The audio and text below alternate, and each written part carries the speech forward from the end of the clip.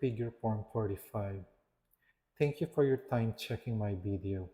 Today, we will be reviewing the Yolopark Bumblebee from the movie Transformers: Rise of the Beast.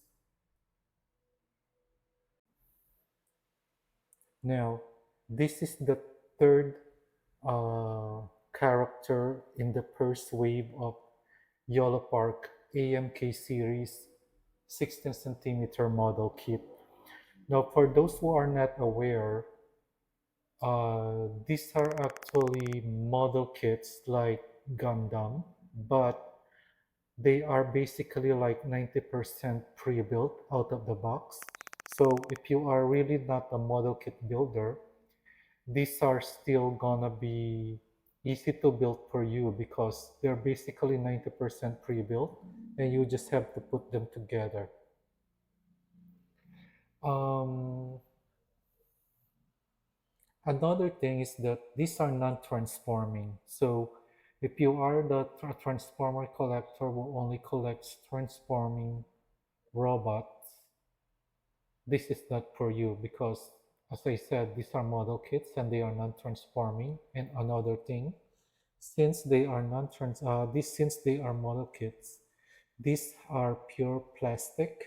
They don't have any die-cast parts and they are kind of light. They're pretty hollow in the inside.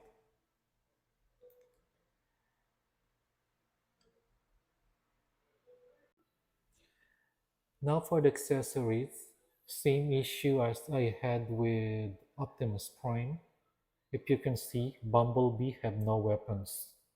He only have alternate hands. So he have this two open alternate hand and there's two closed fist hands. And that's it. And the one that is on his now, the one that I put on him are the like default relaxed hands, which is kind of disappointing because I'm used to having model kits because I do build Gundams and usually model kits they really spoil you when it comes to weapons.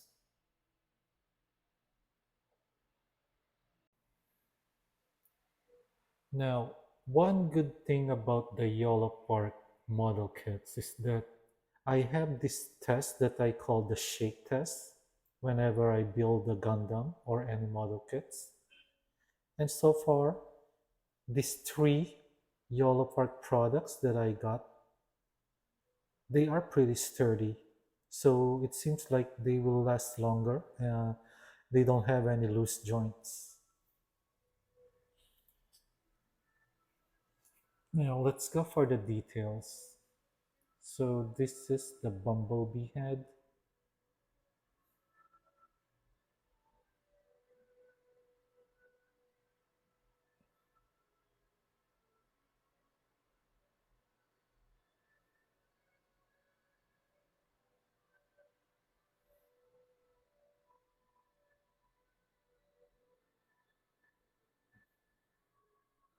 Now for a model kit, one plus thing that you can say is that definitely they have very good details.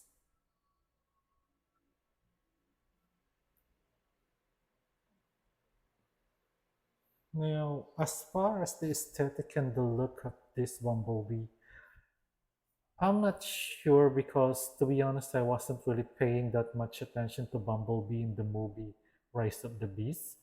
I basically watched that movie because of the Maximals. I wanted to see the Maximals, which is kind of why the reason why I'm a little disappointed with the Rise of the Beast movies because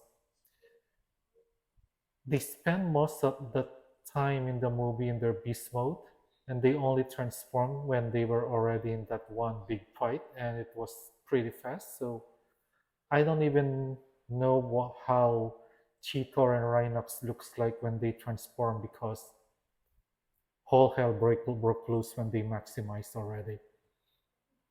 Anyway, enough of that.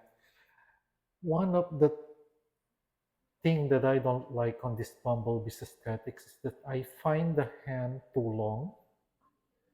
I think the hands are too long, and it's either that or is the body too small? Anyway, it's either the two. I find the torso, the body too small, and then the hands too long. So this is not really one of my favorite Bumblebee design as far as design is concerned. Now, if this is really how we look in the movie, then that is not Yolopark's fault. They're just being true to the movie. But as I told you, I wasn't really focusing that much to Bumblebee in the movie. I had enough Bumblebee to last a lifetime because of all the Bayburst movie and the solo Bumblebee movie. That's why my focus on him in the Rise of the Beast is not really that much. I didn't even feel anything when he died and come back to life again, to be honest. I think Bumblebee is a little overexposed or in all the movies because if you are into the G1 or in the cartoons, Bumblebee's role in those series are not really that much.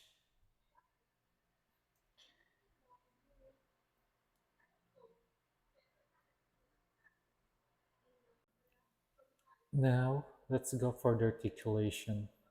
The leg, the head articulation, and do that. You can look up that. Now you cannot even look up. Can you look down? Now we can look down, but he cannot look up.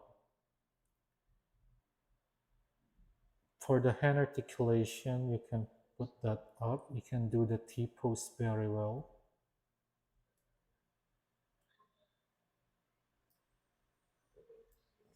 Does this rotate? I think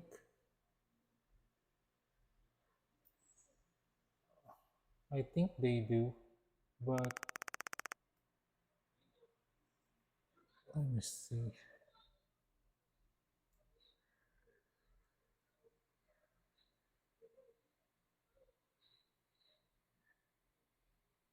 Yeah, I don't think I don't think you can rotate it here because this is on the way. I'm not sure if it's just tight on me. Basically, the rotation is here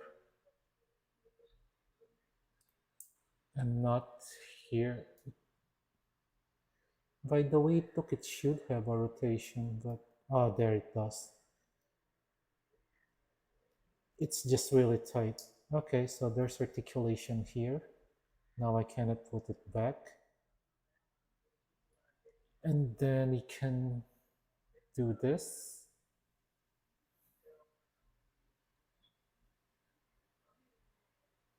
Then as I said before it also have articulation here. And then the hand can do that.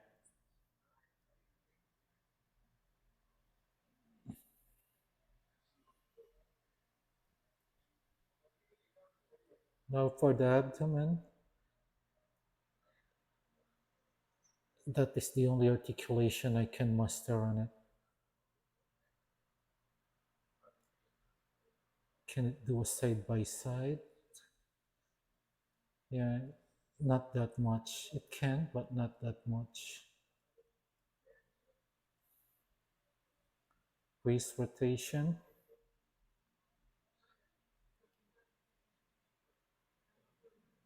So combining the two. Yeah, I noticed that like Optimus Primal, Bumblebee also have a pretty weak articulation in the abdomen. Oh, but in the waist it can do that. It has an additional articulation in the here in the waist to do that. Okay, so that helps. It helps a little. Now for the leg,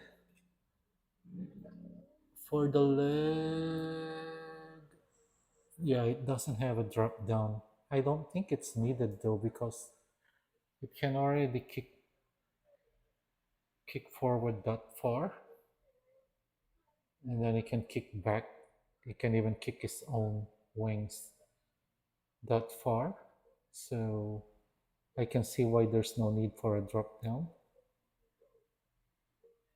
You can is it really just up to that? Yeah, it's up to that because it already connects there.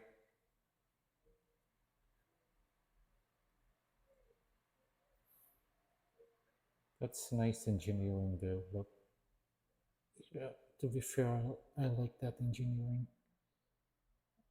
Then test that articulation. This can rotate. Test side to side articulation. Yeah, and it also have toe articulation.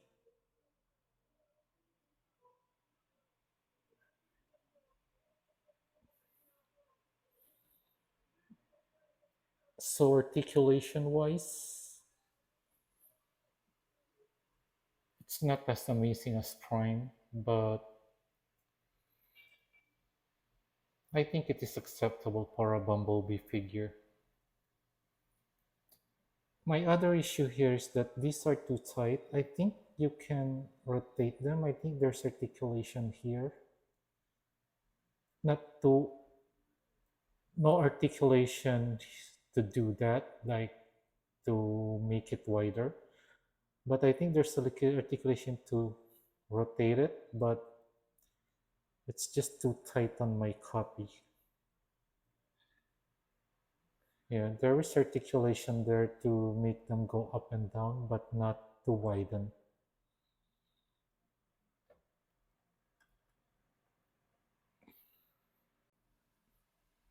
Okay, I didn't notice this until I brought it down, but there's actually articulation here, which is, to be honest, is kind of cute.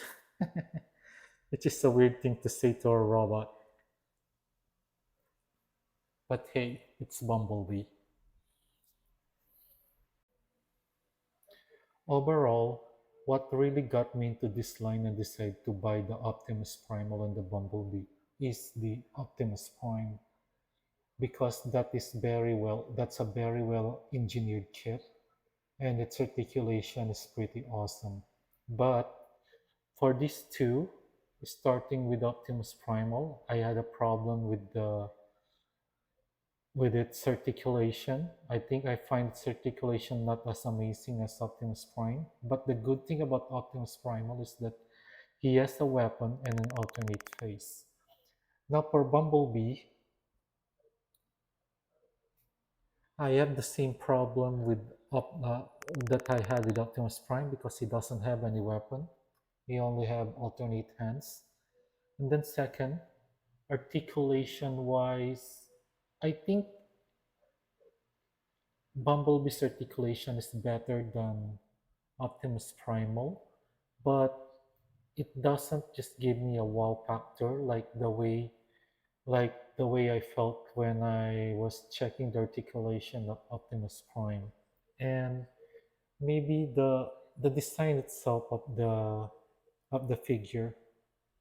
Maybe this is not Yolopark's fault. Maybe this is how he really look like in the movie. As I said, I wasn't really paying more any attention to Bumblebee in the movie.